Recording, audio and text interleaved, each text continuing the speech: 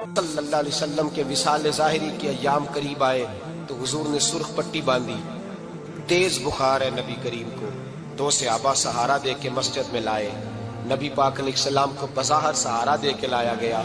کریم رسول نے لوگوں کو جمع کیا، حضور آج کیا ہونے والا ہے، آج کیا کہا جائے گا، آج کس لیے میٹنگ بلائی ہے؟ نبی کریم کے کل صحابہ جب مسجد میں جمع ہوئے تو کھچا کھچ مسجد بھری ہے۔ وصال ظاہری سے چند یوم پہلے کی بات، نبی پاک نے فرمایا آج تمہیں کوئی جہاد کی ترغیب نہیں دینی، آج کوئی نیا پیغام نہیں دینا، آج تمہیں بتانا ہے کہ رب نے اپنے بندے کو اختیار دیا ہے، چاہے تو دنیا میں رہے، چاہے تو اس کی بارگاہ میں حاضر ہو جائے۔ اس عبد نے بارگاہ ربوبیت کی طرف لوٹنے کا ارادہ کر لیا ہے۔ حضرت صدیق اکبر رونے لگے تو صحابہ نے کہا تمہیں کیا ہوا؟ کہنے لگے سمجھ نہیں رہے، کسی کی بات نہیں کر رہے، نبی پاک تو اپنی بات فرما رہے ہیں، اس نے جانے کا ارادہ کر لیا۔ سنیے میرے بھائی، محبوب پاک نے فرمایا بھائی کسی شخص کو میری طرف سے کوئی تکلیف پہنچی ہو تو بدلہ لے سکتا ہے، بدلہ لے سکتا ہے، کسی کو تکلیف پہنچی ہو۔ صحابہ پھوٹ کے رونے لگے، محبوبہ کرم ہی کرم ہوا ہے، رحمت ہی رحمت آئی، آپ کے بارے میں گمان کرنے والا بھی دائرہ ایمان سے نکل جائے۔ حضور آپ کیا فرما رہے ہیں؟ فرمایا نہیں بھائی اٹھو۔ پیچھے سے جناب عکاشہ بن محصن اٹھے، ہاتھ کانپتے ہیں، آگے بڑھے، کہنے لگے یا رسول اللہ، ایک جنگ کے موقع پر آپ نے درہ مارا تھا، ننگی پیٹھ پر صفیں سیدھی کراتے، بات دل میں رہ گئی ہے، میں نے بدلہ لینا ہے۔ نبی کریم نے فرمایا بلال دوڑ کے جاؤ، فاطمہ کے گھر درہ پڑا ہے، درہ لاؤ۔ سیدنا بلال حبشی کہتے میں گیا، دستک دی سیدہ طیبہ طاہرہ، حضرت فاطمہ فرمانے لگی بلال کیسے آئے ہو؟ اماں جی وہ درہ چاہیے تھا۔ سیدہ کو تشویش ہوئی، کہنے لگے بلال نہ تو جنگ پہ جانا ہے، نہ جہاد ہے، نہ کوئی ایسا موقع ہے، حضور کی تو طبیعت مبارک بظاہر بڑی علیل ہے، درہ کیا کریں گے؟ حضرت بلال عرض کرنے لگے اماں جی ایک صحابی بدلہ لینے لگے ہیں، صاحب طبقات نے جملے لکھے ہیں، کہتے ہیں بی بی صاحبہ نے درہ بھی دیا اور امام حسن حسین کو بھی باہر نکالا۔ فرمانے لگی عکاشہ سے کہنا 100 درے مارے، ان 2 شہزادوں کے جسم پر نبی پاک کے قریب نہ جائے، میں نے 2 بچے پیدا ہی اپنے محبوب پر قربان کرنے کے لیے کیے، ان کو لے جائے۔ حضرت بلال کہتے ہیں میں 2 شہزادے لے کے آیا، اور جب دروازے میں میں لے کے پہنچا تو نبی پاک نے دیکھا تو آنکھوں میں آنسو آ گئے، فرمایا ان کو بٹھا دو، مجھے پتا ہے فاطمہ نے کیا کہہ کے بھیجا ہے۔ حضرت سیدنا بلال فرماتے ہیں درہ میں نے جناب عکاشہ کو دیا، حضرت عکاشہ درہ لے کے آگے جو بڑھے تو حضرت ابوبکر صدیق نے ان کے پیروں پہ ہاتھ رکھا، فرمایا عکاشہ میری طرف آ یا مجھے مار درے، نبی پاک کے قریب نہ جا۔ مصطفیٰ کریم نے فرمایا ابوبکر تو ہٹ جا، اسے آنے دے۔ فرماتے ہیں میں چند قدم آگے گیا تو مولا علی شیر خدا نے میرے پیر پہ ہاتھ رکھا، کہنے لگے عکاشہ سوچ تو صحیح تو کیا کر رہا ہے؟ حضور نے فرمایا علی ہٹ جاؤ، میرا اور ان کا معاملہ ہے۔ جناب عکاشہ آگے بڑھ رہے، نبی کریم نے فرمایا میں اپنی امت کو درس دینا چاہتا ہوں، خبردار خبردار زندگی میں تمہارے ہاتھ سے زبان سے کسی کو تکلیف نہ پہنچنے پائے، خبردار یاد رکھنا وہ معاشرے بگڑ جاتے ہیں، وہ معاشرے تباہ کر دیے جاتے ہیں جہاں ظلم ہوتا ہے، جہاں زیادتی ہوتی ہے، جہاں لوگوں کو ستایا جاتا ہے۔ محبوب کریم کے قریب آئے حضرت عکاشہ کہ حضور میری پیٹھ ننگی تھی، آپ بھی ذرا کپڑا ہٹائیے۔ نبی کریم نے پیٹھ سے کپڑا ہٹایا، جناب عکاشہ نے درہ جو اٹھایا تو صحابہ کی چیخیں نکلی، حضرت عکاشہ نے درہ دور پھینکا، حضور کے بطن اطہر سے لپٹ گئے، چومنے لگے، کہنے لگے حضور وہ تو صفیں سیدھی کراتے لگ گیا تھا، آپ نے کہاں مارا تھا؟ یا رسول اللہ میں تو بہانہ بنا رہا تھا کہ جاتی دفعہ مجھے وجود چومنے کا موقع نصیب ہو جائے، مجھے یہ موقع نصیب ہو جائے۔ میرے حبیب نے فرمایا جس نے جنتی دیکھنا ہو میرے عکاشہ کی زیارت کر لے۔ بھائی ظلم کا دروازہ کھلا ہوا ہے اور لوگ بھول جاتے ہیں زیادتی کرتے ہوئے، وہ بہو سے ہی کیوں نہ کریں، وہ اپنے گھر کے بھول جاتے ہیں کہ شاید پوچھنے والا کوئی نہیں، شاید میزان نہیں لگے گا۔ ایران کے بادشاہ نے اپنے بیٹے کو پڑھانے کے لیے ایک استاد صاحب کا بندوبست کیا، استاد صاحب کو کہا کہ میرے بچے کو دین پڑھائیے، میں چاہتا ہوں کل اس نے عنان حکومت کو سنبھالنا ہے تو یہ دین سے آگاہ ہو جائے، اس کو کچھ سکھائیے پڑھائیے۔ بہت نیک بزرگ بڑے درویش عالم پڑھانے لگے، اسباق مکمل ہو گئے، دین کے اسباق قرآن مجید پڑھایا، احادیث طیبہ کا درس دیا، اصول فقہ سے روشناس کرایا، جب بچے نے مکمل تعلیم حاصل کر لی اور آمین ہو گئی، دستار ہو گئی، فارغ ہو گئے، تو پھر ایک دن استاد صاحب نے کہا بیٹے کل تم نے ضرور آنا ہے، کچھ بات کرنی ہے۔ شہزادہ گیا ملنے استاد صاحب سے، استاد صاحب نے کنڈی لگا لی، ہاتھ میں درہ پکڑ لیا، مار مار کے پورے وجود کو زخمی کر دیا، کوئی غلطی نہیں، کوئی بات نہیں، مارا۔ اب بچہ آیا آ کے بادشاہ سلامت سے کہا کہ ابا جی سمجھ نہیں آئی، بڑا مارا ہے استاد۔ تو سیانے تھے نا بادشاہ، یہاں تو قاری صاحب روز کٹہرے میں کھڑے ہوتے ہیں، مولوی صاحب آپ نے میرے بچے کو کیوں مارا ہے؟ آپ 8,000 کے مولوی ہیں، میرا کئی کروڑ کا بچہ ہے، سویرے بدل لیں گے، خبردار آپ نے بچے کو ہاتھ لگایا، اپنی حیثیت میں رہے معاذ اللہ۔ جو قومیں استادوں کو کٹہروں میں کھڑا کرتی ہیں وہ ترقی نہیں کر پاتی، جو استادوں کو کٹہروں میں روز کھڑا کرتے ہیں۔ کہا ابا جی بڑا مارا ہے، تو والد بڑے سمجھدار تھے، کہنے لگے بیٹا استاد باپ ہوتا ہے، وہ زیادتی نہیں کرتا، کوئی بات ہوگی میں تیرے استاد کو کٹہرے میں نہیں بلاؤں گا۔ اماں سے بات کی، اماں کہنے لگی بیٹا میں تیرے باپ سے کیسے بات کروں، ڈر آتا۔ وقت گزر گیا، 22 سال بیت گئے، 22 سال گزر گئے، بادشاہ کا انتقال ہوا، شہزادہ تخت پہ بیٹھا، پہلا حکم یہ دیا کہ میرے استاد کو بلاؤ، پہلا حکم۔ استاد جی بوڑھے ہو گئے تھے، چھڑی کے اوپر ٹیک لگا کے آئے اور بھویں سفید ہو کے جھک گئی تھیں، یوں آنکھ کھول کے بڑی مشکل سے دیکھا، کہنے لگے شہزادے حکم ہو۔ کب میں شہزادہ نہیں، اب میں بادشاہ بن گیا ہوں۔ استاد جی 22 سال بیت گئے، آپ نے مارا تھا، پر وہ درد چونکہ زیادتی کی تھی، میرا قصور کوئی نہیں تھا، تو نہ میری روح سے درد گیا ہے نہ میرے جسم سے گیا ہے، میں بے اختیار تھا، پوچھ نہیں سکتا تھا، آج با اختیار ہوا ہوں۔ سب سے پہلے پہلا حکم آپ کو دیا، بلایا ہے، بتائے کیوں مارا تھا، کیوں مجھے مارا تھا، میری زیادتی بتائے۔ تو استاد، بوڑھے استاد کی آنکھیں آنسوں سے بھر گئی، کہنے لگے بیٹے بس آج کے دن کے لیے مارا تھا، یہ جو دن آ گیا نا میری زندگی میں اس لیے مارا تھا، یہ میں چاہتا تھا میری زندگی میں وقت آئے، آج کے بس میری مراد پوری ہو گئی۔ کہا صاحب کس لیے، مجھے بھی سمجھائے۔ آپ فرمانے لگے کتنی دیر ہو گئی تجھے مار کھائے ہوئے، کتنا زمانہ بیت گیا؟ کہنے لگا 22 سال۔ فرمایا زخم بھولے تو نہیں، درد ختم تو نہیں ہوئی، تمہیں بات 1 منٹ کے لیے بھی تمہارے حافظے سے محو تو نہیں ہوئی؟ کہا استاد جی روز رات کو یاد آتی، روز خیال آتا تھا۔ استاد کہنے لگے بھائی تو بے اختیار تھا، پوچھ نہیں سکا، 22 سال تجھے یاد رہا، مجھے پتا تھا تو ایک دن حکمران بنے گا، میں نے تجھے اس لیے مارا تھا کہ بیٹے یاد رکھنا، کسی پہ ظلم نہ کرنا، اگر تجھے 22 سال تک یاد رہا ہے تو جس پر تو ظلم کرے گا اسے بھی قیامت تک یاد رہے گا، اور یہ یاد رکھنا تو آج با اختیار ہوا تو تو نے مجھے بلا لیا ہے، قیامت کے دن غریب با اختیار ہو جائیں گے، مظلوم با اختیار ہو جائیں گے، وہ با اختیار ہوں گے، للہ الواحد القہار، رب کریم کی بارگاہ کے اندر ان کا اختیار ہوگا، اکیلے اللہ کی حکمرانی ہوگی، پھر وہ بلائیں گے بڑے بڑے کج کلاہ، دنیا میں جن کی پگڑیاں اونچی تھیں وہ سر جھکائے کھڑے ہوں گے، دنیا میں جو ڈکٹیٹر بنتے تھے ان کی پشتیں لال ہوں گی، ان کو غدار لکھا جائے گا، قیامت تک نہیں بھولے گا۔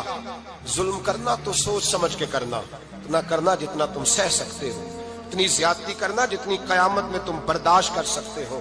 میرے نبی کریم صلی اللہ علیہ وسلم نے فرمایا ظلم سے بچو، یہ قیامت کے اندھیروں میں سے ایک اندھیرا ہوگا، زندگی میں زیادتی نہ کریں، اگر تھوڑی دیر کے لیے کوئی چیز برداشت کر جائیں گے تو وہ فائدہ دے جائے گی، کچھ دیر کے لیے اگر سہ جائیں گے تو نفع مل جائے گا، سہنے کی کوشش کریں لیکن زیادتی نہ کریں، نظر کو، سوچ کو، ذہن کو پاک رکھیں، اور میرے بھائی زندگی پوری ظلم سے بچیں، زیادتی سے بچیں۔ امیر المومنین حضرت جناب سیدنا عمر فاروق رضی اللہ تعالیٰ عنہ رات گھر میں تھے تو رونے لگے، بڑی دیر تک روتے رہے، والدہ اٹھی تو صاحبزادے سے کہنے لگی پتہ کرو تمہارے باپ کو کیا مسئلہ ہے۔ شہزادے آئے، کہنے لگے امیر المومنین والد گرامی کیا ہوا؟ تو حضرت عمر فاروق کہنے لگے بیٹا اپنی اماں کو بلاؤ۔ والدہ آ گئی، کیا بات ہے، کچھ طبیعت خراب ہے تو حکیم کا بندوبست کیا جائے۔ تو حضرت عمر کہنے لگے کچھ بھی نہیں، آج مسجد سے نکلا ہوں تو نبی پاک کے صحابہ میری تعریفیں کر رہے تھے۔ یہ حضرت فاروق اعظم کے وصال کے قریب کے دن ہے، تعریفیں تو حضرت یہ رونے کی بات ہے کہ خوش ہونے کی؟ آپ فرمانے لگے نہیں، سوچتا ہوں बाहर तो मैं अच्छा रहा हूं, पता नहीं घर में ही कोई ज्यादती ना हो गई हो, पता नहीं तुम्हारे साथ भी मेरे मामला ठीक थे कि नहीं। सहाबा तो तारीफ करते हैं, रो रहा हूं तुम्हारी वजह से ना उलझ जाऊं, बीवी ही ना कहे मेरा हक ही अदा नहीं किया।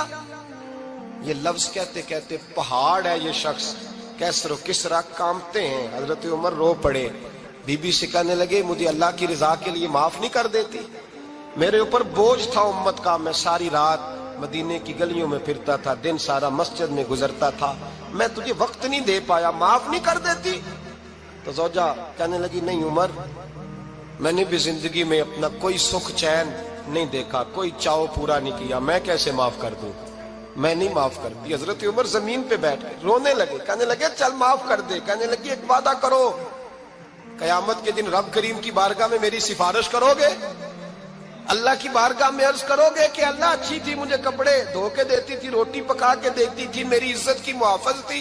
जनाब उमर कहने लगे तेरे साथ वादा है, रब अपने फजल से उमर को जन्नत देगा तो उमर तुझे जन्नत में साथ लेकर के जाएगा, तेरे साथ वादा है। अरे भाई, जिनके दिलों में एहसास था कि हमसे कोई ज्यादती ना हो जाए किसी जगह, वो तो यहाँ तक मामला करते थे, यहाँ तक उनका ख्याल रहता था। अजीजों, एक तो नजर में हया पैदा करें, वालिदैन की बहुत बड़ी जिम्मेदारी है। लाखों बच्चे मर्जी की शादियां कर रहे हैं, हजारों घर उजड़ रहे हैं, ये वो वाला जहर है जो हर घर में तेजी से फैलता चला जा रहा है। पहले हम कहते थे कि बच्चा बाहर ना निकले, अब कहते हैं अल्लाह कहीं मोबाइल लेके तन्हा ना बैठ जाए, कहीं तन्हा ना बैठ जाए, क्या बनेगा इसका अगर ये गंदगी और ये ऐसा नशा है जो उजाड़ के रख दे। बुखारी शरीफ में हदीस है, काज़ी अय्याज़ मालिकी रहमतुल्लाह अलैह ने बड़ी तफसील से लिखी है, रावी हज़रत अनस बिन मालिक हैं। एक बंदा बड़ी दूर से आया नबी पाक सल्लल्लाहु अलैहि वसल्लम की ज़ियारत के लिए, बड़ी दूर से। अरब के जो सरदार होते थे उनके बड़े नाज नखरे होते थे, वो खैर आज भी हैं, प्रोटोकॉल का माहौल आज भी, यानी वजीर साहब के आगे दो चार गाड़ियां ना हो तो उनको मज़ा ही नहीं आता, पुलिस वाले आगे पीछे भागें तो, हालांकि उनको नहीं पता कि जो पुलिस वाले आगे पीछे भाग रहे हैं ना, ये हुकूमत बदली तो गिरफ्तार करने भी इन्होंने ही आना है, लेकिन वो बड़ा मज़ा आता है जब लोग गाड़ी के पीछे भागते हैं। क्या बात है जनाब, बड़ी बात। और हमारी तबीयतों में पता नहीं कौन सी, तो नबी पाक सल्लल्लाहु अलैहि वसल्लम की खिदमत में वो शख्स बड़ी दूर से आया। तो अरब के बादशाहों का मिजाज था, प्रोटोकॉल बड़ा चाहते थे, उनका तो ये तरीका था कि हुक्मरानी करनी है जैसे भी हो। अगर किसी गुलाम ने धूप में बंधा रह गया, ऊंट और छांव में नहीं बांधा तो दुर्रे मारते थे, और अगर उसने खोल के बांध दिया तो फिर भी मारते थे, कहते थे इतना सियाना हो गया तो उन्हें पूछा ही नहीं, खुद ब खुद ही बांध दिया। वो शख्स हुजूर की बारगाह में आया और बहुत सारे लोगों के पास क्योंकि वो जाता था अपने सरबराह का पैगाम लेके, तो वो कांप रहा है जब हुजूर की बारगाह में गया, डर रहा है। अब जरा बात को समझना, नबी पाक सल्लल्लाहु अलैहि वसल्लम ने उससे फरमाया क्यों डरते हो, सादा आदमी है, देहाती है, बद्दू है। अल्लाह के रसूल ने थप की दी, क्यों क्यों डरते हो? तो कहते हुजूर मुझे आदाब नहीं आते और मुझे डर आता है, कोई बात अगर ऐसी हो गई, आप मदीने की हुकूमत के सरबराह हैं, तो कहीं आप नाराज ना हो जाएं। हजरत अनस बिन मालिक फरमाते हैं बात कहाँ की थी, पहुंच कहाँ गई।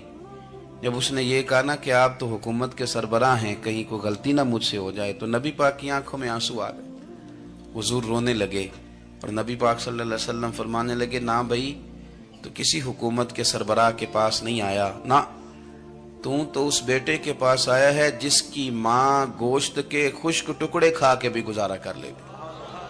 मैं तो एक गरीब माँ का बेटा हूं।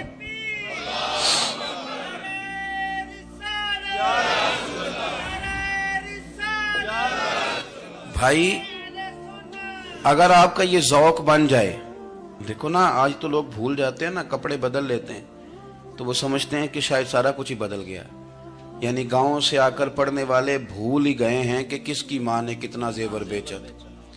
लोग भूल जाते हैं चीज़ों को, अपने माजी को याद रखें, आप लोगों के साथ प्यार करें, आप लोगों को मौका दें, आप थोड़ी सी और कोशिश करें उस शख्स तक जाने की जो आपको मायूस नजर आ रहा है, परेशान नजर आ रहा है। ये हमें मिलाद वाले महबूब सल्लल्लाहु अलैहि वसल्लम ने दरस दिया। एक और पहलू, हुजूर सैयद आलम सल्लल्लाहु अलैहि वसल्लम ने, हमारे यहाँ ना अभी भी बरादरी की तकसीम है, अभी भी, اور کچھ میں نے ایسے کمزور لوگ بھی دیکھے. یہ اس طرح کی حرکتیں ہارے ہوئے لوگ کرتے ہیں. ہارے ہوئے لوگ جو اپنے آپ کو سمجھتے ہیں کہ میں کوئی بڑا آدمی ہوں. بڑا آدمی تو اپنے اخلاق سے ہوتا ہے, اپنے کردار سے ہوتا ہے, اپنی سخاوت سے ہوتا ہے, لوگوں سے پیار کرنے سے ہوتا ہے. باقی یہ کہ بیٹھ کے کہانی سنانا کہ میں بڑا کچھ کرتا ہوں, تو جو کچھ کرتا ہوتا ہے اسے سنانے کی کوئی ضرورت. ایک اور بہت سارے لوگ آپ تعزیت کرنے جائیں نا والد کے انتقال کے بعد, تو ان بیچاروں کو بتانا پڑتا ہے کہ ابا جی میرے بغیر دوائی نہیں کھاتے تھے. تو میں کہتا ہوں اگر تیرے بغیر نہیں کھاتے تھے پھر بتانے کی ضرورت نہیں, پھر تو سارے گاؤں کو پتا ہوگا کہ تیرے بغیر نہیں کھاتے تھے. اور اگر کوئی دال میں کالا ہے تو پھر تیری وضاحت کوئی بندہ قبول نہیں کرے گا. تو آپ کو بتانا کیوں پڑ رہا ہے, اور آپ بار بار اس بات کا ذکر کیوں کر رہے ہیں کہ ہم بہت بڑے قبیلے کے ہیں؟ صاحب اگر آپ بڑے قبیلے کے ہیں تو پتا ہوگا سارے علاقے کو آپ کتنا لوگوں کا خیال کرتے ہیں, آپ کس قدر محبت کرتے ہیں, آپ کا انداز کریمانہ کس طرح کا. پھر آپ کو بتانے کی کوئی ضرورت نہیں ہوتی, پھر خود بخود خبر ہوتی. حضرت سیدنا ابو ذر غفاری رضی اللہ تعالیٰ عنہ, قبیلہ بنو غفار ایک بڑی شاخ تھی قبیلوں میں سے. جو لوگ اس زمانے میں مالدار قبیلوں سے تعلق رکھتے تھے ان میں سے ایک بڑا نام تھا. ساری زندگی چودراہٹ کی, لیکن میلاد ایک انقلاب کا نام ہے. میں میلاد منانے والے دوستوں سے گزارش کرتا ہوں کہ آپ ہر سال میلاد منائیں, اور ہر سال میلاد کے بعد آپ تھوڑے بدل بھی جائیں, یعنی تھوڑے سے بدل جائیں. کچھ لوگ کہیں یار یہ داڑھی میں نے نا 12 ربیع الاول والے دن رکھی تھی, یہ میری میلاد والی داڑھی ہے. اور داڑھی رکھیں بھی نبی پاک کی مرضی کی. کس کی مرضی کی؟ نہ ناراض ہو جائے جی میں ٹور چلا بس. کس مرضی کی جی؟ اپنی مرضی کے نہیں. داڑھی کا وزن کو نہیں ہوتا کہ پوری مٹھی رکھیں گے تو آپ کو کوئی دقت ہوگی, کوئی وزن نہیں. پوری رکھیں, جو حضور کا طریقہ مبارکہ ہے جو ہمیں ملتا ہے اس پر آپ توجہ فرمائیں. تو میں جو بات عرض کرنے جا رہا ہوں وہ میلاد انقلاب ہے. حضور سید عالم صلی اللہ علیہ وسلم کی بارگاہ میں آنے سے پہلے لوگ کچھ اور ہوتے تھے, اور یہاں سے ہو کے جاتے تھے تو پھر ان میں تبدیلی آتی تھی. میں سارا دن کرامتیں سناؤں نا کسی کو اپنے پیر صاحب کی, اور اپنے گھر میں بھی کہ میرے حضرت بڑے, میرے استاد بڑے, لیکن بیوی کے ساتھ اگر میں ترش لہجے میں بات کروں گا تو وہ کہے گی یہ سکھاندے نے تینوں پیر صاحب. دوست کہیں گے یہ سکھاتے ہیں آپ. تو آپ کی کہانیاں نہیں چلتی, آپ کا کردار چلتا ہے. حضرت ابو ذر غفاری رضی اللہ تعالیٰ عنہ فرماتے ہیں چونکہ میں چودھری تھا, سیدنا بلال حبشی رضی اللہ تعالیٰ عنہ کے پاس میں بیٹھا تھا. کسی بات میں بات آگے بڑھی اور بڑھتے بڑھتے بات شکنجی تک چلی گئی. رائے کے اختلاف نے باتوں میں تلخی پیدا کر دی, اور جب تھوڑے لفظ اور تیز ہوئے تو میں نے انہیں کہہ دیا چپ کر, تو ابشن کا بیٹا ہے. کس کے بیٹے تھے حضرت بلال؟ کہتے ہیں جب انہوں نے مجھے کہا تو میرا دل بڑا ٹوٹا, لیکن میں نے ارادہ کیا کہ میں نے حضور کی بارگاہ میں نہیں عرض کرنی. اب ہر بات کی ہم حضور کی بارگاہ میں شکایت کریں. لیکن میں جا کے مسجد میں بیٹھا, اور جب سرکار آئے نا, ارادہ نہیں تھا کہ عرض کروں گا, لیکن حضور کا چہرہ دیکھا تو دکھ میرا خود ہی تازہ ہو گیا. رونے کا بھی تو تب ہی مزہ آتا نا کوئی اپنا ملے تو. فرماتے ہیں کہ میرے آنسو نا بغیر اختیار کے چھلک پڑے, اور میں کھل کے روئے, کھل کے. قربان جاؤں محبوب کے بھی حضور نے پاس نہیں بلایا, بلکہ نبی پاک اٹھ کے خود میرے پاس آئے اور مجھے کندھوں سے پکڑ کے سینے سے لگایا. اور جب میں کھل کے رو لیا تو حضور میرے آنسو پوچھنے لگے. کچھ شعر ایسے ہوتے ہیں جو کسی نے کہے ہوتے ہیں, اور کہنے والا جو ہوتا ہے وہ صاحب حال ہوتا ہے, تو اس میں کچھ خوبصورتی زیادہ ہی ہو جاتی ہے. ایک پنجابی کے شاعر ہمارے گجرات میں گزرے, بزرگ تھے, ان کا ایک شعر ہے, وہ کہتے ہیں ایک واری میری آنکھیاں چوں اونا نے اتھرو پونجے سن. ایک واری میری آنکھیاں چوں اونا نے اتھرو پونجے سن, ہن تے چسکا پہ گیا رونے دا. ایک واری میری آنکھیاں چوں اونا نے اتھرو پونجے سن, ہن تے چسکا پہ گیا رونے دا, تے ہر ویلے آہو زاری دا. تو میں روز رونے لگا ہوں, مزہ ہی بڑا آیا ہے جب سے محبوب نے چپ کرانا شروع کیا میرے عزیز. اور پھر حضرت بلال حبشی رضی اللہ تعالیٰ عنہ چونکہ حضور کے غلام تھے, اور انہیں پتا تھا کہ سرکار میری ناز برداری کرتے ہیں, حضور نے چپ کرایا. فرمایا کیوں روتے ہو؟ تو عرض کرنے لگے یا رسول اللہ صلی اللہ علیہ وسلم, اگر میں ابشن کا بیٹا ہوں تو میری تو غلطی کوئی نہیں نا, یہ تو تقسیم اللہ کی ہے نا. الذی خلقک فسواک فعدلک فی ای صورت ما شاء رکبک. جس طرح وہ چاہتا ہے، جس کو چاہتا ہے اس طرح کی اس کی صورت بنا دیتا ہے. تو مجھے ابشن کا بیٹا کہا جاتا ہے، میری غلطی کیا ہے؟ حضرت بلال نے بھی نہیں بتایا کس نے کہا، لیکن نبی پاک صلی اللہ علیہ وسلم نے کیا فرمایا. امام یوسف صالحی نے لکھا ہے، ذرا غور کرنا بات پر، تسلیاں لوگ اور رنگ میں بھی دیتے ہیں پر یہ تسلی بڑی انوکھی ہے. حضور فرمانے لگے، بلال اگر تو ابشن کا بیٹا ہے تو پریشان کیوں ہوتا ہے؟ کالے رنگ والی ماں کا بیٹا ہے تو پریشان کیوں ہوتا ہے اگر تیری والدہ کا رنگ کالا ہے تو؟ عرض کی حضور آپ کیا فرمانا چاہتے ہیں؟ تو سرکار فرمانے لگے، میں دو ماؤں کا بیٹا ہوں، ایک جناب آمنہ جنہوں نے مجھے پیدا کیا اور ایک حضرت ام ایمن جنہوں نے میری پرورش کی، مجھے بڑا کیا. حضور فرمانے لگے، میری ماں آمنہ کا رنگ گورا تھا اور میری ماں ام ایمن کا رنگ کالا ہے. تو فرمایا اگر تجھے کسی نے کالے رنگ والی ماں کا بیٹا کہا تو اسے کہہ دینا مدینے والے محبوب کے بھی تو ایک والدہ کا رنگ کالا ہے، تو کہہ دینا. حضرت بلال کہتے ہیں کہ وہ اس طرح کی تسلی تھی، طفل تسلیاں نہیں جس طرح کی ہمیں دی جاتی، وہ اس طرح کی خوبصورت تسلی تھی کہ اس کے بعد میرا دل ایسا ٹھنڈا ہوا، پھر کسی کا تانا تانا نہیں رہا، پھر کسی کی. حضرت اویس کرنی رضی اللہ تعالیٰ عنہ مسلمان ہوئے، بڑا دل چاہتا تھا حضور سے ملنے کو، پائے بھی 2 دفعہ. آپ نے باتیں سنی ہوئی، اماں بوڑھی تھی، اماں بوڑھی ہو اور ماں حکم دے دے کہ نبی پاک کے پاس نہیں جانا، ذرا سننا. تو حضرت اویس کرنی، یہ داتا گانج بخش علی اجویری نے لکھا ہے، یہ امام شورانی نے لکھا ہے، یہ تمام ان پہ سیرت نگاروں نے لکھا ہے. کہا بیٹے میں کمزور ہوں، مجھے چھوڑ کے نہ جانا، چھوڑ کے نہ جانا. ایک دن بڑی منت کی، رو پڑے. اماں نے کہا بیٹا جانا، لیکن اگر حضور گھر نہ ہوئے تو تلاش نہ کرنا، میں فالج زدہ عورت ہوں، اٹھ کے چل نہیں سکتی. او بھائی، حضرت اویس کہتے میں نے دروازے پہ دستک دی. یہ امام شورانی کے جملے. سیدہ عائشہ صدیقہ اندر سے بولی، کون ہے دروازے پہ؟ حضرت اویس کرنی دروازے پہ کھڑے، کون ہے؟ بڑی عاجزی، بڑی درویشی، کہنے لگے اماں جی ایک فقیر ہوں، یمن کا رہنے والا ہوں، ایک فقیر ہوں، ایک درویش ہوں، یمن سے آیا ہوں، محبوب سے ملنا ہے. کہا وہ تو گھر میں حجرے میں تشریف فرما نہیں ہے، باہر دیکھ لو، مسجد میں یا کسی جگہ تلاش کر لو. تو حضرت اویس کرنی کی آنکھوں میں آنسو آئے، کہنے لگے وہ آئے تو بتا دینا کہ ایک قرن سے فقیر آیا تھا. یہ امام شورانی کے جملے ہیں. حضرت عائشہ کہتی ہے مجھے بتانا نہیں پڑا، محبوب گھر آئے تو آتے ہی پوچھنے لگے عائشہ کوئی آیا تھا؟ علم غیب رسول کے منکر اس حقیقت کو بھول جاتے ہیں. غیب مانا کہ راز ہے، لیکن راز اپنوں سے کب چھپاتے ہیں. نبی کریم صلی اللہ علیہ وسلم کوئی آیا تھا؟ حضرت عائشہ نے سوال عرض کی، یا رسول اللہ آپ کو کیسے لگا؟ حضور فرمانے لگے کسی کی خوشبو آ رہی ہے، کسی کی، یہ امام شورانی کے لفظ ہے، کسی کی، اگرچہ غالب خوشبو خود محبوب کی ہے، کسی کی خوشبو آ رہی ہے. کہ حضور قرن کا رہنے والا کو فقیر آیا تھا، سلام چھوڑ کے چلا گیا. جناب عائشہ کہتے ہیں حضور کی آنکھوں میں آنسو آئے. میں نے کہا حضور وہ گیا کیوں؟ تو محبوب نے فرمایا اس کی ماں بوڑھی ہے، اس کی ماں. محبوب اگر اماں کے لیے کہتے ہیں چل دیکھیں نا تابی بنے، وہ صحابی نہیں بن سکے، تابی. تو تبلیغ کرنے کیسے چلا جاتا ہے بیمار ماں کو چھوڑ کے؟ تو پیر صاحب کے ڈیرے پہ کیسے پہنچ گیا اماں کو چھوڑ؟ تجھے کس نے اجازت دی کہ ماں باپ بوڑھے تھے اور تو کہے جی میں وہاں جا رہا ہوں، میں نے چلے کرنے ہیں، وظیفے پڑھنے؟ بھئی جب حضرت اویس کرنی اعلیٰ حضرت امام اہل سنت رحمت اللہ علیہ، آپ نے لکھا ہے کہ وہ جو محبوب کا فرمان ہے نا بخاری مسلم، رضا اللہ فی رضا الوالد، فرمایا جس کی والد راضی اس کا اللہ راضی، اور جس کا باپ ناراض اس کا. اعلیٰ حضرت فرماتے ہیں 100 ولی، ایک جگہ پہ فرماتے ہیں 1000 ولی ایک طرف بیٹھ کے کہہ دینا کہ یا اللہ اس بندے کو بخش دے، اور اکیلا والد کہہ دینا یا اللہ میرا نافرمان ہے، نہ معاف کرنا.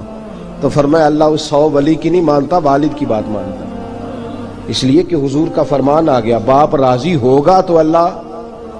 تو میرے بھائی شریعت ایک حقیقت ہے، اس حقیقت کو سمجھیں. حضرت اویس کرنی کی زندگی کا ایک پہلو یہ. دوسرا پہلو یہ جو ہے نا بڑی لمبی چوڑی داستانیں، اور بڑا ہمیں شوق ہے تصویروں کا، بڑا شوق ہے. آپ یقین کریں میری طرح کے بہت سارے لوگوں کے پوسٹر چھپتے ہیں، بڑی بڑی تصویریں لگی ہوئی ہیں چوکوں میں. استقبال سب سے اچھا وہ ہے جو قیامت کے دن ہوگا. اگر اس استقبال دیکھیں نا، یہاں ہم سے پہلے لوگوں کے بڑے استقبال ہوئے، پھر بعد میں کیا ہوا؟ چلے گئے وہ لوگ، ہم آ گئے، ہم بھی چلے جائیں گے۔ مٹی دیں تے مٹی رہنا ہی ایویں کا دی بلے بلے، اج مٹی دے اتے بندیا تے کل مٹی دے تھلے۔ حضرت ویسے کرنی خیر التابعین ہے، تابعین میں سب سے پہلا نمبر ہے۔ آپ کی سب سے بڑی فضیلت یہ ہے کہ آپ نا، یہ ہم نہ بتاتے بڑا ہیں، گزرتے گزرتے بتا دیتے ہیں کہ میں تہجد گزار بھی ہوں، گزرتے گزرتے بتا دیتے ہیں کہ مسجد کی جو ٹائلیں ہیں نا وہ میں نے لگوائی ہیں، بس کوئی بندہ مل جائے صحیح جس کو ہم کرامتیں سنا سکیں۔ میرے جیسے مولوی صاحب بھی بتاتے ہیں، کہتے ہیں جب میرے جیسے اچھے لوگوں کی، وہ بھی بتاتے ہیں جب میں مسجد میں آیا تھا تو 30 بچے تھے، اب پورے 80 ہیں، وہی بتاتے ہیں 150 صف ہوتی تھی نمازیوں کی، اب بھائی چھوڑو، اگر بچے پڑھاؤ گے تو اللہ راضی ہوگا، کو بتانے کی بات ہے، وہ ذکر کرنے کی بات ہے، یہ اللہ رسول کا راز ہے، اس کا ذکر نہیں کیا جاتا۔ خواجہ اویس کرنی رضی اللہ تعالی اپنے آپ کو چھپا کے رکھا ساری زندگی۔ اماں جب انتقال کر گئی نا خواجہ اویس کرنی کی، والد پہلے جا چکے تھے، والدہ انتقال کر گئی تو کسی ایک جگہ ٹھکانہ نہیں رکھا حضرت اویس کرنی، داتا صاحب نے اس کو لکھا ہے اور اس کا تذکرہ قرآن نے کیا، یجاہدون فی سبیل اللہ ولا یخافون لومۃ لائم۔ فرمایا اللہ کے کچھ بندے ایسے ہیں جو اللہ کے راستے میں جہاد کرتے ہیں اور جب لوگ انہیں برا کہتے ہیں تو اس کی پرواہ نہیں کرتے۔ ملامتی گروہ جو کہتے ہیں کہ لوگ اگر تھوڑا سا ہم سے الرجی کریں گے تو ہو سکتا ہے، دیکھیں نا جب آپ کو کوئی برا کہتا ہے تو نفس دبتا ہے، کہتا ہے تو کچھ بھی نہیں۔ حضرت بایزید بستامی سلطان العارفین رحمت اللہ تعالی علیہ فرماتے ہیں رمضان شریف کا مہینہ تھا تو میں گزر رہا تھا بستان کے بازار سے، لوگ دکانوں سے اٹھ کے مجھے ملنے آنے لگے تو میرا نفس مجھے کہنے لگا بایزید اتنی شان تو آج بادشاہ کی بھی نہیں جتنی تیری ہے، پھر کاروبار چھوڑ کے تو نہیں آتا۔ کہتے ہیں اسی لمحے وہ جو میری روحانی ترقی تھی وہ رک گئی، میں پریشان ہو گیا کہ میں نے لوگوں کی تعریفوں کو بڑا سمجھ لیا۔ کہتے ہیں کھجوریں تھی ریڈی، پتہ رمضان میں کھجوریں بڑی بکتی ہیں، کہتے ہیں میں آگے بڑھا، لوگ سلامیں لے رہے تھے، ایک کھجور اٹھا کے نہ کھائی نہیں، اٹھا کے نہ منہ میں رکھ لی، صرف منہ میں۔ لوگ کہنے لگے دفع کرو، یہ بھی کوئی بندہ ہے جس نے روزہ ہی نہیں رکھا پیر ہو کے۔ کہتے ہیں لوگوں نے ملامت کی تو میرا نفس کچلا گیا۔ جب کوئی آپ کو برا کہتا ہے نا، پھر جو سجدے میں رونے کا مزہ آتا ہے، وہ تعریف کے وقت سجدہ ہوتا ہے کبھی؟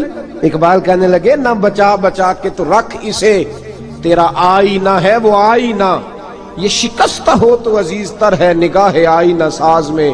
فرماتے ہیں میں کھل کے رویا اللہ کی بارگاہ میں، بندے سارے۔ بابا بلے شاہ صاحب فرماتے ہیں ایک دن میرا بھی دل کیا تھا کہ میں اعتکاف کروں پر قصور سے نکل جاؤں، کچھ پیر کہہ کے ہاتھ چومتے ہیں، کچھ سید کہہ کے۔ فرمانے لگے اٹھ بلے آ، چل اوتھے وسیے، اور جتھے وس دینی سارے ہی انے، نہ کوئی ساڈی ذات پچھانے تے نہ کوئی سانو مننے، چلو چلے وہاں جا کے بیٹھتے۔ حضرت اویس کرنی کا یہ کمال رہا، جس طرح حضرت بایزید نے کھجور رکھ لی، لوگ برا کہنے لگے، چھوڑ کے چلے گئے۔ فرماتے ہیں جو مزہ اس دن سجدوں میں آیا نا، تھوڑا آگے جا کے میں نے کھجور باہر نکال دی، روزہ بھی نہیں ٹوٹا۔ میرا خادم کہنے لگا حضور یہ کیا کیا؟ فرمانے لگے رب کے قریب ہونے کا ایک طریقہ اختیار کیا ہے، یہ بھی ایک طریقہ ہے اس کے قریب ہونے کا۔ صاحبو حضرت بایزید چھپے رہے۔ داتا صاحب نے لکھا ہے ایک اور تابعی تھے حضرت حرم بن حیان ان کا نام، وہ کہتے ہیں میرے دل میں تڑپ لگ گئی کہ حضرت اویس کرنی سے ملوں۔ میں یمن آیا ملنے، جب ان کی والدہ کا انتقال ہوا تو ایک جگہ رہتے نہیں تھے، کبھی یمن، کبھی کوفے، کبھی کہیں۔ حضرت حرم بن حیان کہتے ہیں میں حضرت اویس کرنی کو ڈھونڈتے، توجہ ہے میری بات پر، میری طرف دیکھیں، کہتے ہیں میں نے مہینوں کا سفر کیا، آپ نے بھی کبھی کیا ہے مرشد ڈھونڈنے کے لیے؟ گھر بہ کے آکھی ہوندے نے کوئی کامل نہیں رہا، ساریاں دکانداریاں، بھئی تو گیا کہاں ہے؟ تو کہاں گیا ہے؟ گھر بیٹھے ہی فیصلہ کر لیا تو نے، تو کہاں نکلا ہے؟ جو نکلتے ہیں نا انہیں تو رب کریم کا قرب بھی نصیب ہو جاتا ہے، تو نکلا ہی نہیں، تو نے گھر بیٹھے ہی فیصلہ کر، سارے غلط ہے، یہ ہو ہی نہیں سکتا سارے غلط ہو۔ اس لیے کہ صحیح بخاری میں محبوب کا فرمان موجود ہے، نبی کریم علیہ السلام نے فرمایا میری امت کبھی گمراہی پر جمع ہو ہی نہیں سکتی، تھوڑے لوگ برے ہوں گے، سارے برے ہو سکتے یہ تو ہم نے ایک دوسرے پہ تنقید کر کے لوگوں کو برا کیا، جو اچھے تھے وہ بھی ہماری تنقید کے پیچھے چھپ گئے، ورنہ ایسی کوئی بات، بڑی بڑی خیر موجود ہے دنیا، بڑی بڑی خیر۔ حضرت حرم بن حیان کہتے ہیں میں جناب ویسے کرنی کو ڈھونڈنے نکلا، تو ان کو ڈھونڈتے ڈھونڈتے میں پہلے یمن گیا، لوگوں سے میں نے کہا ویس، کہنے لگے چھوڑو وہ تو دیوانہ ہے، اور داتا صاحب نے یہ لفظ لکھے ہیں، لفظ دیکھنا یہ بڑا مزہ دیں گے آپ کو جملے۔ داتا صاحب کہتے ہیں جب حضرت حرم بن حیان نے پوچھا نا ویس کرنی، تو کہا وہ تو دیوانہ ہے، مجنون ہے، پاگل ہے معاذ اللہ۔ وہ کیوں، کیا تم نے دیکھ لیا؟ کہنے لگے جب دنیا روتی ہے تو وہ ہنستا ہے، جب دنیا رو رہی ہوتی ہے تو وہ ہنستا ہے، اور جب لوگ ہنستے ہیں تو وہ روتا ہے۔ عجیب اس کا انداز ہے، وہ تو دیوانہ سا آدمی ہے اور عجیب بندہ ہے، عجیب شخص ہے وہ۔ روڑی سے جو لوگ چھلکے پھینک دیتے ہیں وہ کٹھے کرتا ہے، روڑی سے۔ اٹھو بلیا چلو اتھے وسیے، جتھے وس دینی سارے ینے، نہ کوئی ساڈی ذات پچھانے تے نہ کوئی سانو منے۔ کہتے ہیں چھلکے اٹھا کے دھو کے کھا لیتا ہے، اور پھر لوگ جو کپڑا پہننے کے قابل نہیں رہتا لوگ اسے پھینک دیتے ہیں، وہ ٹاکیاں جمع کر کے ان کو سیتا رہتا ہے، ان کا لباس بناتا ہے۔ کوئی روٹی پکی پکائی دیتا ہے تو پسند نہیں کرتا، قبول نہیں کرتا، اس سے ملنے آئے ہو۔ تو حرم بن حیان کہنے لگے وہ بھی ذرا جدا سا ہے تو میری بھی تلاش ذرا جدا سی ہے، میں بھی ذرا جدا سے آدمی کو ملنے آیا ہوں۔ کہنے لگے اس کا گھر بھی کوئی نہیں اپنا، کبھی یہاں ہوتا ہے تو کبھی ڈھونڈ لو تم بھی۔ حرم بن حیان کہتے ہیں میں نے ایک شخص کی منت کی، میں نے کہا بتا دے کہیں دیکھا ہے تو۔ کہنے لگا وہ کرن سے کوفے چلے گئے۔ کہتے میں کرن سے کوفے آیا، ایک بندے سے پھر پوچھا، لوگ کہنے لگے چھوڑ وہ ٹکتا نہیں تو نے مل کے کیا کرنا ہے؟ کہتے میں نے پوچھا بتاؤ تو صحیح کہاں ہے؟ تو کہنے لگے وہ تو سنا ہے حج کرنے چلے گئے، ایام حج ہیں۔ کہتے ہیں میں حج پہ چلا گیا، ساری دنیا ملی پر اویس کرنی نہیں ملے۔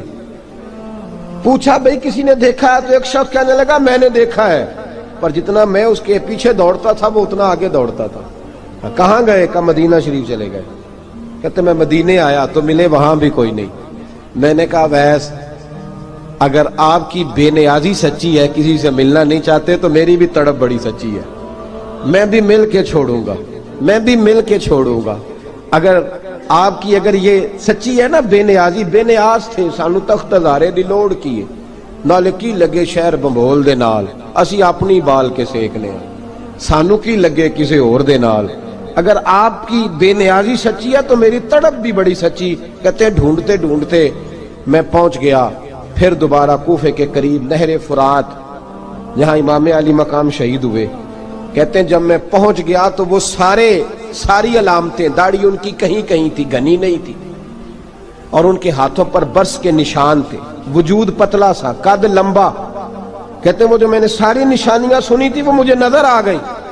وہ نہر فرات کے کنارے وضو کر رہے تھے، جب وہ وضو سے فارغ ہوئے تو چہرہ ابھی پانی کی طرف تھا۔ میں نے کہا السلام علیکم، سلام لی تو پتہ منہ نہیں میری طرف کیا، چہرہ ادھر ہی رکھا۔ کہنے لگے وعلیکم السلام یا حرم بن حیان۔ کن فیکون تے کل دی گل ہے، وعلیکم السلام یا حرم بن حیان، یار تو نے نہیں پیچھا چھوڑا، پہنچ ہی گئے ہو، آ ہی گئے ہو۔ کہتے ہیں میں نے کہا حضور آپ اویس آپ کون ہیں؟ آپ کون ہیں؟ تو کہنے لگے میں وہی ہوں جسے تو کئی مہینوں سے تلاش کر رہا ہے۔ تو میں نے کہا حضور آپ میرا نام کیسے جانتے ہیں؟ یہ کشف المحجوب پڑھ رہا ہوں داتا صاحب کی، میرا نام کیسے جانتے ہیں؟ تو حضرت اویس کرنی کہنے لگے عرفت روحی من روحی کا، میری روح آپ کی روح کی واقف ہے۔ وہ میری جو روح ہے نا، روح، امام غزالی سے کسی نے کہا تھا حضور آپ مجھ سے کتنا پیار کرتے ہیں؟ فرمانے لگے اپنے دل سے پوچھ لے تو کتنا کرتا ہے، برابر ہے، پوچھ لے اپنے دل سے تو مجھ سے کتنا کرتا ہے، میں بھی اتنا ہی کرتا ہوں، یہ پوچھ لے تو۔ بھائی حضرت اویس کرنی کی ملاقات ہوئی تو کہا حضور میں کہاں چلا اور آپ کہاں دوڑے؟ آپ فرمانے لگے یار میں چھپا ہوا ہوں تو مجھے چھپا رہنے دے، میں چھپا ہوا، میں سراپا مخزن راز تھا اور رہا تھا مدت و راز۔ یہ تو تیرا شوق کے دید کشاں کشاں مجھے کھینچ لایا مجاز میں۔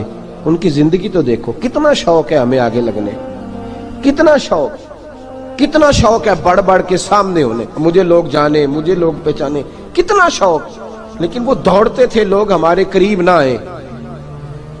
حضرت حرم بن حیان کہتے ہیں میں چند گھڑیاں رکا تو مجھے کہنے لگے جا یار تو کوئی کام کر اور مجھے بھی اپنا کام کرنے دے.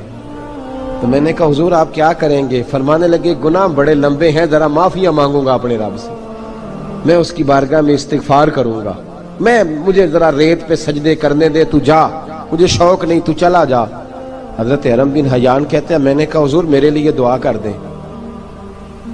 تو جناب اویس کرنی نے ہاتھ اٹھائے، کہنے لگے یا اللہ میری اور اس کی ملاقات جنت میں کرا دینا، میری اور اس کی ملاقات جنت میں کرا دینا. یعنی یہ بھی کہہ دیا کہ اب دنیا میں دوبارہ ملاقات نہیں ہوگی. کہتے ہیں میں یہ بولنے ہی لگا تھا، کہنے ہی لگا تھا کہ حضور یہاں نہیں ہوگی، تو کہنے لگے چپ کر، جب جنت کی بات جو کر دی ہے تو ہو گئی بات، اب اتنی دور تک تجھے کہہ دیا تو اب تو یہاں پھر دعا کی بات. حضرت اویس کرنی خیر التاب. ایک اور بات، پیار صرف سامنے رہ کے نہیں ہوتا، بن دیکھا پیار بھی بڑا شاندار ہوتا ہے، بڑا شاندار، بڑا ہی شاندار ہوتا ہے. میرے محبوب نے اس کو بیان کیا. حبیب پاک سید عالم میرے حبیب رحمت علیہ السلام فرمانے لگے اپنے صحابہ سے تم نے مجھے دیکھ کے کلمہ پڑھا تمہیں ایک مبارک، اور جو بن دیکھے میرے نام پر جانے دیتے ہیں انہیں 7 بار مبارکباد. حضرت اویس کا یار دیکھیں نا، ایک معنی میں حضور نے یہ بھی بیان کیا، ابو داؤد میں موجود ہے. محبوب فرمانے لگے صحابہ سے بتاؤ کامل ایمان کس کا ہے؟ کہ یا رسول اللہ نبیوں کا. فرمایا ان پر تو وہی آتی ہے. یہ ایک معنی میں ہے، ورنہ کامل ایمان انہی کا ہے. فرمایا بتاؤ کامل ایمان کس کا؟ کہ یا رسول اللہ صحابہ کا، ہمارا. نبی پاک نے فرمایا تم نے تو درختوں کو سجدے کرتے دیکھا ہے، ڈوبے ہوئے سورج کو واپس آتے دیکھا ہے، چاند ٹوٹتے دیکھا ہے. کہ حضور پھر فرشتوں کا؟ فرمایا وہ تو اللہ کے عرش کے پاس رہتے ہیں. کہ یا رسول اللہ ہماری پھر بس ہو گئی، آپ بتا دیں کامل ایمان کس کا ہے. تو محبوب نے فرمایا کامل ایمان ان کا ہے جنہوں نے مجھے دیکھا نہیں ہوگا، جنہوں نے مجھے دیکھا نہیں ہوگا. اور لفظ ہیں حدیث کے، دیکھا نہیں ہوگا پر ان کی خواہش ہوگی اگر ایک دفعہ جلوہ نظر آئے تو وہ ہر چیز قربان کرنے کو تیار ہے. ان کی یہ خواہش ہو. حضرت اویس کرنی نے ہمیں بتایا کہ جو بن دیکھا پیار ہے نا، بن دیکھا، جس نے دیکھا نہیں پر اس کی یاد میں تڑپتا، دیکھا نہیں پر اس کی مالا جپتا. حضرت ابو ذر غفاری نے پوچھا تھا، ترغیب و ترہیب میں حدیث ہے، یا رسول اللہ صلی اللہ علیہ وسلم کچھ لوگوں سے ہم محبت کرتے ہیں پر ہم ان سے ملے نہیں، ہمارے عمل بھی ان جیسے نہیں، حضور اس محبت کے عوض کچھ ملے گا؟ تو محبوب نے فرمایا اللہ محبت کرنے والوں کو جنت میں جمع فرما دے گا، اللہ جمع کر دے گا. لیکن کبھی کبھی نہ انہیں اعزاز دینا پڑتا ہے. یہ رب رسول کا اپنا ایک انداز کرم ہے، مجبوری نہیں کسی بات کی، لیکن انداز کرم ہے. ان لوگوں کو شانیں دی جاتی ہیں دنیا میں تاکہ کوئی یہ نہ سمجھ لے کہ دنیا میں ان کا اعزاز کوئی نہیں. انہیں بڑے بڑے رتبے ملتے ہیں، انہیں نوازا جاتا ہے. حضرت اویس چھپے رہے، آئے نہیں، لیکن محبوب نے انہیں ظاہر کرنا پسند فرمایا. نبی پاک نے ظاہر کرنا تو اگر محبوب ہی ظاہر کرنا پسند کرے پھر ہو جانا چاہیے. پھر ظاہر اگر وہ پسند کرے تو پھر ظاہر جیم جان دا کچھ وسا نہیں ہوں، جان یار نو دے تے شاد ہو جا، اس سے دل دے ہیں فساد سارے، دل دلبر نو دے تے آزاد ہو جا. جو رکھے آباد تے رو وس دا تے جدوں کرے برباد برباد ہو جا. جو رکھے آباد تے رو وس دا تے جے کر کرے برباد برباد ہو جا. بلکہ میں کہا کرتا ہوں وزن نہ بھی بنے تو شعر یوں ہونا چاہیے، جے کر کرے برباد تے چپ کر کے برباد ہو جا، شور نہ کر، خاموشی سے ہو جا. حضور نے ظاہر کرنا پسند کیا تو خود نبی کریم علیہ السلام نے بلایا. توجہ ہے میرے بھائیوں، بس بات سمیٹ رہا ہوں، مضمون مکمل ہو گیا. اللہ کے حبیب تو دور رہ کے پیار کر، تحفے تیرے گھر خود پہنچ جائیں گے. شرط یہ ہے کہ تو پیار کر اور فرما برداری کر. نبی رحمت صلی اللہ تعالی علیہ وسلم نے مولا علی شیر خدا اور حضرت عمر فاروق بندے بھی حضور نے وہ چنے جو سرخیل ہیں دونوں، مولا علی فاروق اعظم امیر المومنین، دونوں کو بلایا اور بلا کے فرمایا یہ میرا جبہ لے جاؤ اور میرے بعد، میرے وصال کے بعد وہاں جانا کرن میں تمہیں اویس ملے گا، اسے میرا جبہ دینا. اور دیکھو کیا خوبصورتی ہے لفظوں میں. یہ بات ان کی شان کو کہاں سے کہاں لے گئی. محبوب فرمانے لگے اسے کہنا میری امت کی بخشش کی دعا کرے. اسے کہنا میری امت کی بخشش کی. حضرت علی المرتضیٰ کا رتبہ بھی ان سے زیادہ ہے, جناب عمر کا رتبہ بھی. اس کا مطلب ہے بڑا بھی چھوٹے سے کبھی کبھی دعا کے لیے کہہ سکتا ہے کہ یار میرے لیے دعا کر دینا. نبی کریم علیہ السلام نے جبہ دیا, جبہ دے کے بھیجا. حضرت عمر گئے ملنے, جناب مولا علی گئے, جا کے پوچھا وہ کدھر ہے, کہا وہ دیوانے سے ہیں, گھومتے رہتے ہیں. جب ملاقات ہوئی تو حضرت اویس کرنی دوڑے آئے. جناب عمر کہنے لگے آپ کا نام اویس ہے؟ کہنے لگے ہاں عمر فاروق میرا نام اویس ہی ہے. پھر آگے بڑھ کے کہنے لگے علی آپ کی طبیعت مبارک کیسی ہے؟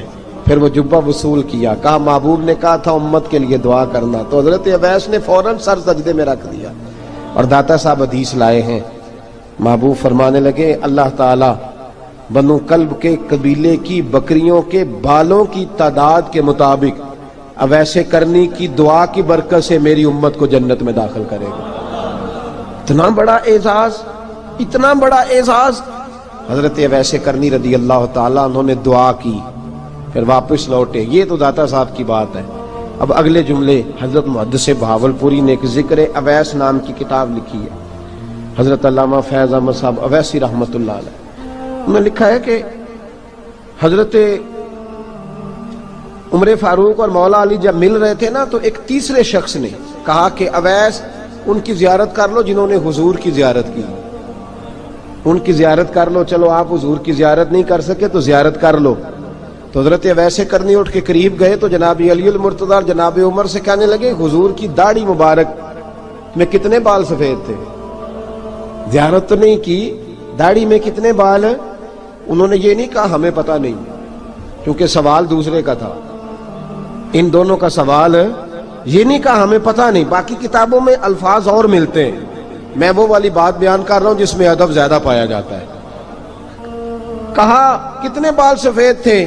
تو یہ نہیں فرمایا مولا علی اور جناب عمر نے کہ ہمیں پتہ نہیں. کہنے لگے ویس آج آپ ہی بتائیں گے کتنے سفید تھے, آج آپ ہی بتائیں کتنے ہیں. تو حضرت سیدنا اویس کرنی کہنے لگے محبوب کی داڑھی مبارک میں 17 بال سفید تھے, 17 بال سفید تھے. یہ ان کی زیارت کا حال.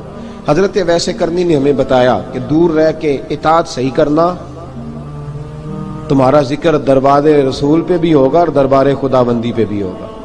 دوسرا یہ جو بہت زیادہ شوق ہے آگے آگے بڑھنے کا ہر آدمی کو, میں اکثر یہ رونا روتا ہوں, میں کہتا ہوں پہلے کوئی کسی بزرگ سے ملتا تھا تو دعا کراتا تھا, اب ملتے ہیں تو کہتے ہیں حضرت ذرا میرے ساتھ فوٹو تو کھنچوا لیں. پہلے لوگ دعا کراتے, ہاں دعا کی التجا کرتے, کہتے تھے مہربانی کر, اتنا ہی کہہ دیں کہ اللہ تیری دنیا اور آخرت بہتر کر دے. اب یہ رنگ, اب فوٹو کھینچتے. تو بھائی یہ بہت زیادہ ہمارا جو رویہ اس طرح کا ہے, یہ حضرت اویس کرنی کی سیرت بتاتی ہے کہ یہ الجھاؤ ہے. الجھو نہ, سلجھ کے وقت گزارو. اور تیسری بات ان کی حیات مبارکہ سے ہمیں یہ ملتی ہے, اللہ کے ساتھ جو لوگ جڑ جاتے ہیں انہیں ویسے ہی دنیا کی ضرورت نہیں رہتی, ان کی توجہ ہی اور جانب ہو جاتی ہے. دعا کرتا ہوں مالک کریم کے حضور جو کچھ میں نے عرض کیا اللہ اپنی بارگاہ میں مقبول فرمائے. دوران گفتگو جہاں ہم بھول گئے اللہ ہم سے درگزر فرمائے. آخر دعوانا